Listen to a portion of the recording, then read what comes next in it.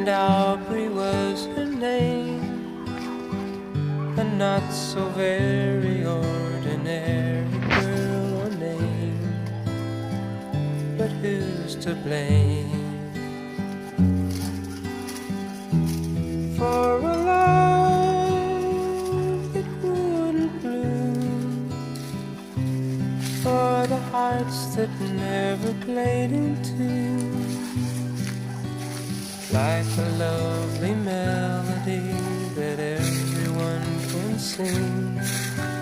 Take away the words that rhyme, it doesn't mean a thing.